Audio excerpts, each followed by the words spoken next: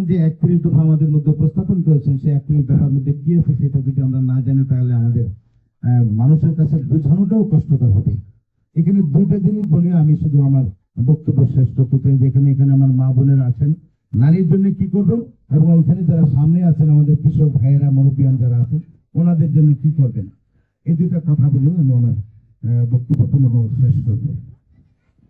বেগম খালেদা জিয়া যতদিন ছিলেন বাংলাদেশের সবচেয়ে জনপ্রিয় মহিলা।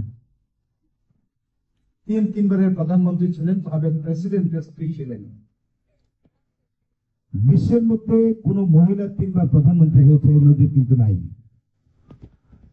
এবং মহিলা দুনিয়ায় এবং ইসলামী দুনিয়ায় প্রথম মহিলা প্রধানমন্ত্রী হলেন আমাদের দেশনেত্রী বেগম খালেদা জিয়া। উনি সব সময় নারীর ক্ষমতায়নের ব্যাপারে সবচেয়ে বেশি জোর দিয়েছেন। প্রথমে উনি শুরু করেছেন হলো মেয়েদের অবৈতনিক শিক্ষা ব্যবস্থা। এটা কিন্তু প্রথম উনি শুরু করছিলেন।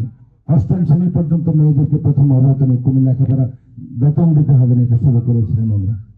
এবং সর্বশেষ দিনে উনি বলেছিলেন, এই 31 দফায় যেটা বলেছেন, যে যদি আমি আবার ক্ষমতায় আসতে পারি, বিএনপি যদি জনগণের ভোটের মাধ্যমে ক্ষমতায় আসে, তাহলে নারীদের ক্ষমতায়নের জন্য, নারীদেরকে স্বনির্ভর করার জন্য যা যা কিছু করা দরকার আমি সব কিছু।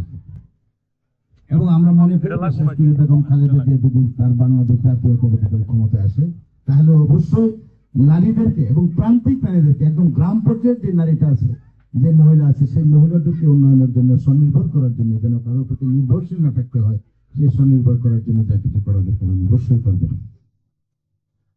আরেকটা জিনিস লক্ষ্য করেন, আমাদের শ্রীপুর উপজেলার